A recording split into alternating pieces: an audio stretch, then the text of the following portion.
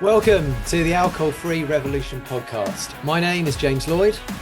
And I'm Steve Smith. We are both former professional drinkers turned qualified alcohol-free coaches. And we're here to inspire you to explore your best life alcohol free. Whether you're sober curious, considering taking a break, or already loving life alcohol free, this podcast is for you. Each week, we'll share ideas, tools, and conversations with the leading voices from within the alcohol free space. And our goal is simple: to give you the confidence to try it for yourself with stories and strategies that show just how powerful pressing pause on the booze can be.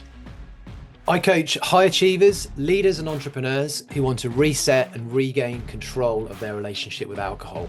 I focus on breaking down the neuroscience of drinking because once you understand what's happening in your brain, everything changes. You can find out more about me at my website, alcoholfreecoach.com. Plus, we've recorded a special bonus episode where Steve interviews me about my journey and my work. Just search the Alcohol Free Revolution, episode 9. And I work with high-performing dads, helping them show up more consistently at home and at work, and also in their training, by building resilience and unlocking their true potential through an alcohol-free life. I'm also a qualified USGA ultramarathon coach. You can hear about my story in a bonus episode and connect with me on Instagram at sober.illiant or at soberilliant.com. Before we dive in, a quick favour. Please hit follow or subscribe so you don't miss another episode. And if you enjoy it, give us a 5-star review. It really helps others who are sober curious find the show, and together we can grow the alcohol-free revolution. Thanks for listening. On with today's show. Welcome back to the Alcohol Free Revolution podcast. We've got a special one today. I'm going to interview Steve a little bit about his background and his coaching. So, Steve, welcome. Hey, how you doing? It feels a bit odd, eh? It does feel a bit odd. It does feel a bit odd, but we thought we'd give people an opportunity to learn a little bit more about us. We've had a few questions about our own background and our own history with alcohol and a bit more about what we do. So we thought we'd do these 2 episodes, you interviewing me and me interviewing you. And this is now my turn to get under the skin of Steve Smith. So let's kick off by you perhaps telling us a little bit about your previous relationship with alcohol growing up and how it really evolved in adulthood. So, well, yeah, I mean, we were pretty much a normal family. I was the son of a couple of, my parents were Scottish. We lived on an estate, very kind of typical estate where every neighbour knew everybody, and it was that kind of growing up in the 70s, 80s and 90s, and everyone knew everyone. My parents really enjoyed a drink. But there was no problems with alcohol in our house. But they were very much like everyone else. I think that time of growing up, everyone drank, right? Parents all drank. We'd always get invited around, or we'd invite people around to our house for Christmas and parties and Boxing Day parties, and it would just be surrounded by booze. My dad even in our newer house, well, I say newer house, we moved into it in the late 80s, but my dad actually built a bar in the house. So we had a proper Del Boy style bar with optics and the whole thing. And so I kind of was very much realised that alcohol meant fun. And it did, parents, there was lots and lots of great times had in that house, and lots of drinking was had, but crazy nights as well. But I just saw it as being that. And I guess I grew up around that, but we always used to go to the same place in Mallorca every year, up in the north of Mallorca, Puerto Pollensa. And I used to, as I got older, I was really fascinated by the bartenders there, and used to really kind of the theatrical style bartending that they used to do, and kind of flipping the bottles around and that kind of stuff. And that was kind of so when I was 14, 15 and started to experiment, maybe having a drink, maybe an Advocaat and lemonade, or or something like that, and being introduced to alcohol with my parents. And then the usual age 15, 16, I experimented with alcohol, drinking up the park with my mates, sneaking warm bottles of beer out the garage and taking them out the park, and hating the taste of it, right? It was just disgusting. And that was my introduction to alcohol. But I kind of realized that obviously when I saw all this fun, alcohol equaled fun. So why did it taste so bad? So you just stuck with it, right? And then I then decided, despite my studies, that I wanted to become a bartender, because I loved watching what bartenders did. And the movie Cocktail came out, Me and my mate started flinging bottles around in his bedroom, and ended up starting working as a bartender in TGI Fridays in Reading. Cutting a long story short, fell into that. Loved the flair bartending side of things. It was packed, busy place, but we'd drink on shift, and it was all a bit crazy. I then did the backpacking thing, like a lot of us did. I went off around Southeast Asia and Australia, a group of 4 of us. Lots of drinking involved when we did that. Probably didn't see as many sights as we should have. Just looked at it as one big long party, but had an amazing time. And when I came back, I moved into London. And that's kind of where my drinking escalated, because I went back to work for TGI's and I started moving seriously into my flair bartending, competing in competitions in the West End of London and all over the world, and actually ended up winning the World Bartender Championships in 2000 in terms of flair bartending. So No we were way. kind of, yeah, so we were kind of viewed as rock star style bartenders. It was just everywhere we went, people would give us free drinks, and we'd exchange that for free drinks when they came to visit us. We'd go to Chinatown after work and get beer in teapots because the licensing laws were still, finished at 11 o'clock. We'd drink all night, get back, have a Bloody Mary, get back on it, and work the day hungover. So that's where my drinking really escalated. That sounds proper rock and roll lifestyle, mate. That is crazy. I'm not sure I could have kept up with that. So, yeah, how actually did your career impact your drinking? Did you find that you ever questioned it at the time? Do you have an awareness of what was going on? I No, at that stage, no, really didn't, and we never questioned it. The bartender lifestyle in London was just, like you said, it genuinely was quite rock and roll. Would there be late nights, all night drinking, parties back at people's houses? My manager used to tell me to drink a Bloody Mary when you came in to sort yourself out, to get back on shift and do it. We'd do double shift, 16-hour days, drag the stinking wet mats out at 1 a.m. in the morning, hose them down, Right. get back down and get back on it. And there was months and months where that would just be the lifestyle. I don't think I'm really questioned it until much later, but I kind of moved, I stopped after I just won the competition. I moved into management in 2001. That cycle then continued, but we would often lead it. But it was expected. So I stayed in management for a few years, again, heavily drinking throughout that. And then I decided to, up and leave and go off to Canada to train as a snowboard instructor, because I'd been quite into my snowboarding earlier in my years. So I went out to train as a snowboarding instructor, and that was cut short. That was turned into a bit of a session out in Canada as well. And that was cut short when I snapped my Achilles and had Oof. to come back home to the bank of mum and dad about the age of 32, 33. And I started then moving into management roles outside of London in 2004. So my London days were kind of over. I didn't really question it at all until I probably turned 40. And then by the time that little question started creeping into my head.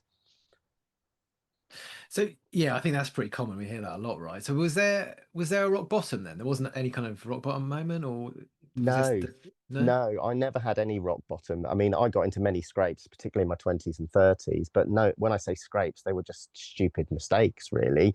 Nothing life changing. I had a real reputation for losing things. I was awful for losing things. The most trouble I'd ever cause in a bar would be to fall asleep on it. And the amount of times I'd been asked to leave because I'd fallen asleep on the bar. So I wasn't a bad drunk. I never hit a rock bottom. But I guess as I was progressing, it was probably only going to go one way if I didn't sort myself out. And then in 20, and so, sorry, in 2014, I became a dad. And I remember finding out, so I met my wife Jo in 2011, and I became a dad in 2014. And I still remember when I found out that I was going to be a dad, feeling this immense feeling of just such joy, but equally such dread and such worry, because I thought, this is my lifestyle's like this, you know, I'm definitely going to knock it on the head, was what I thought as soon as my first son was born. And I slowed it down a bit, but no, it probably started to escalate even more because maybe the stress of becoming a dad. But I remember that I didn't have a rock bottom moment, but there was this one moment when I woke up on a train after a heavy night out with work. At that time, I was working in operations management. And I woke up on the train, and it wasn't the first time it happened, but I was on the end stop. I'd missed my stop. It was the last train out of Waterloo, and it had that horrible sinking feeling. And I had this massive realization that I was now a new dad, and I couldn't really behave like that anymore. So I'd love to say that that's where it stopped, but the cycle continued for a good couple more years. Um, But throughout all of this, I mean, back in 2009, I ran my first marathon because me and my brother had decided to run it for charity after losing my mum back in 2007. And I'd really got into my running, but I used to celebrate finishing a marathon by sinking a load of beers because I thought I deserved it. So Mm. and I actually became pretty decent long distance runner. Um, but I kind of, yeah, had started to question my drinking a bit more after becoming a dad, and it was whether it was still serving me that way.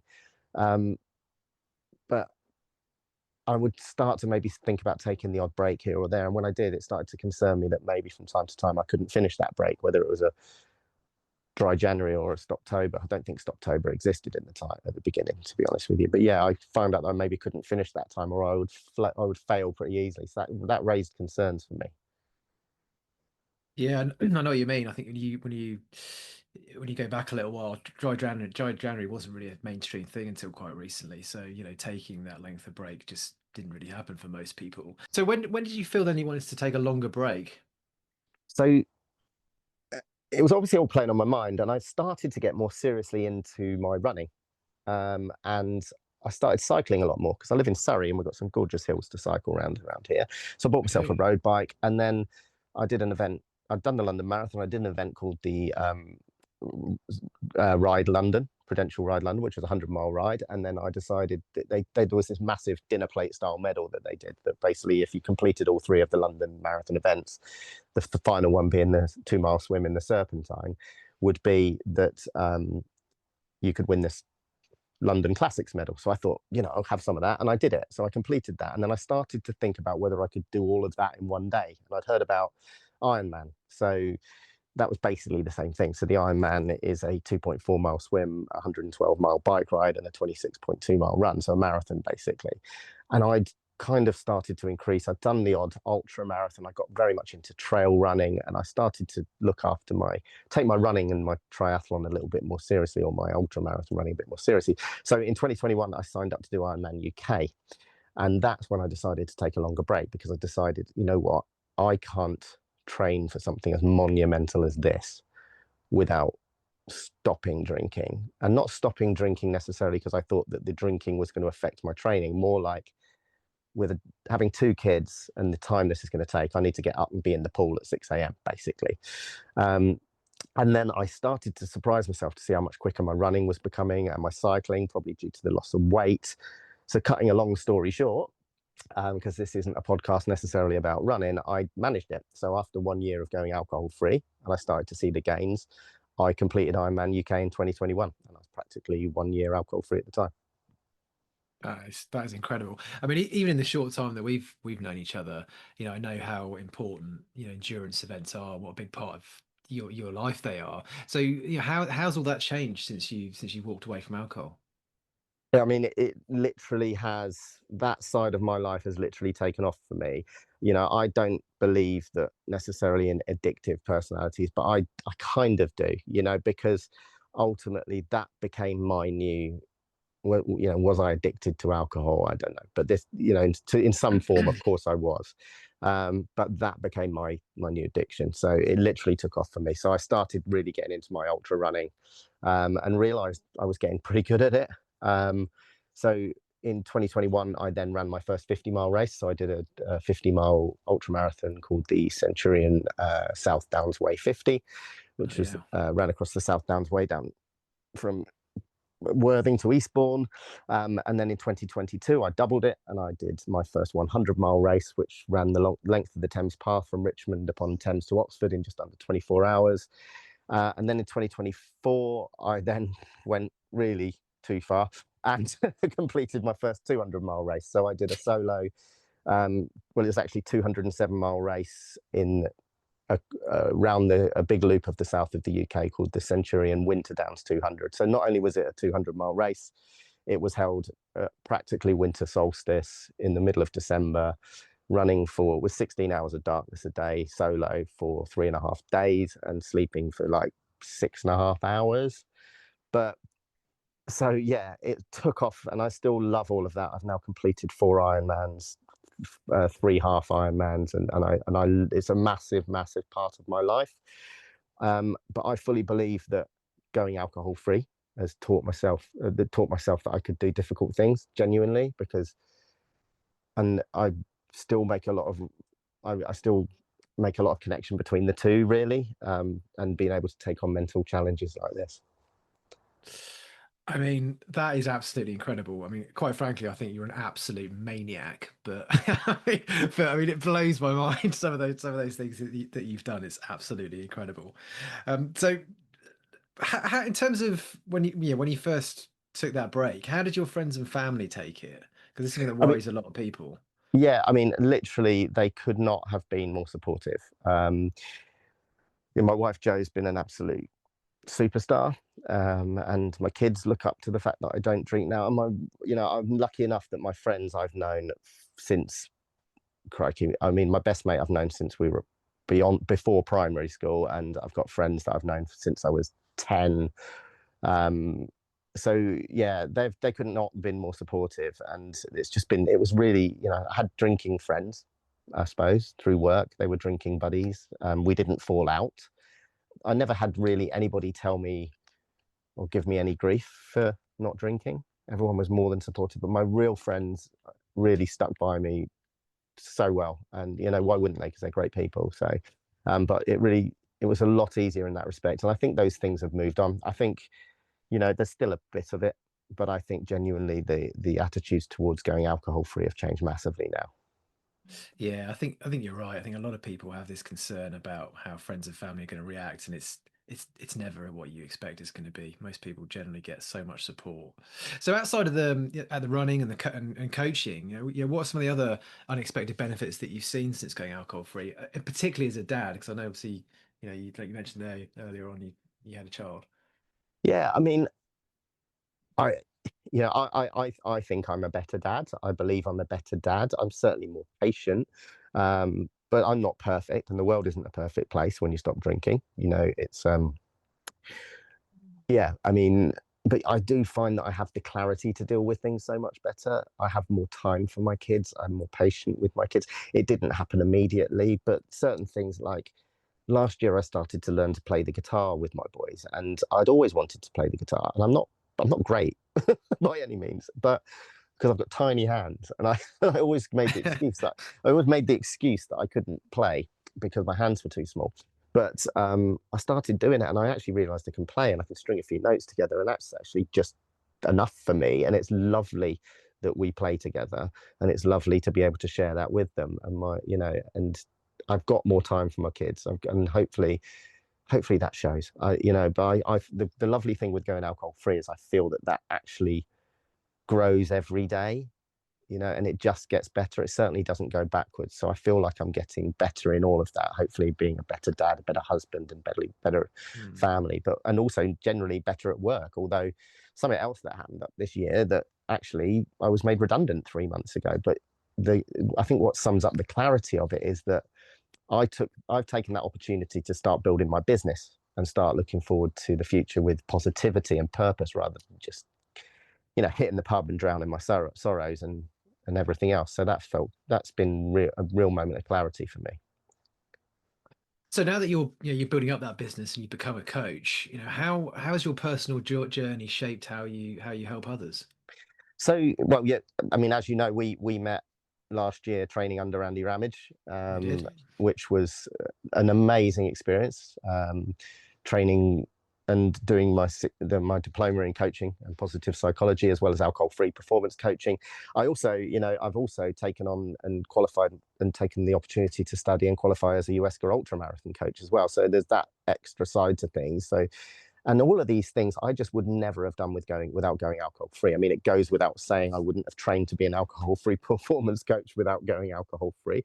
But at the same time, I just wouldn't have dreamt about doing any kind of further studies to further myself. I was kind of stuck in that role. So, but I started to hear about alcohol-free performance coaching probably about 1 year after, or maybe 18 months after starting my kind of alcohol-free journey. I used to listen to a lot of podcasts and Quit Lit, and I think I first came across Andy Ramage on the Over the Influence podcast, and I started to follow what he did and loved what he did. But more than that, the thought of being able to give back and actually share with people what it's like to go alcohol free, because the boring life that we all think it might be when we're drinking. In fact, it's just so much better. Yeah, I remember listening to those episodes with Andy as well, and that's what inspired me to want to coach with him. But I guess a bit of a spoiler for anybody. If you want to hear from Andy Ramage, we're going to be interviewing him on episode 11. So take a look at that. He's a very inspirational guy. But going back to you, Steve. So have you got any regrets about going alcohol free? It might surprise you to hear that I do, but I only have one regret about going alcohol free. And I think that's the same regret that anybody has about going alcohol free. And that's the fact that I didn't do it any sooner, if I'm being honest with you. I think, would I sit here and say I wish I never drank? No, is the honest answer. I have to be honest about that, because my earlier life drinking shaped some of my later life and my friendships and everything else. Um, do I wish I would have known more about alcohol when I was drinking? Yes, I do. But I just probably, if I'm being brutally honest, I wish I probably went alcohol free maybe 5, 7 years earlier than I did. Yeah, I'm exactly the same. Totally agree with you. So tell us a little bit more about the people that you've been working with. What kind of people do you coach? So yeah, I mean, primarily I want to coach people that I can really connect with. So primarily I coach dads who probably, Hmm. generally struggling with high performing roles or struggle with the demands of work and family life, and maybe, as I was, start to question whether alcohol might or might not be the reason for it, or what taking a break might do, and or whether alcohol served them the way that it really used to. Because what I want to do is kind of be best placed to coach people who fall into the same category that I did 4 years ago, and that I can use my lived experience to kind of do that. I also, I coach in ultramarathon as well, so that I can also tie in the mindset around taking on big events like that. But primarily, yeah, my alcohol-free coaching, I typically coach people that fall into the same category that I did before. Yeah, that's great stuff. Well, where can people find you, Steve? Just before we wrap up.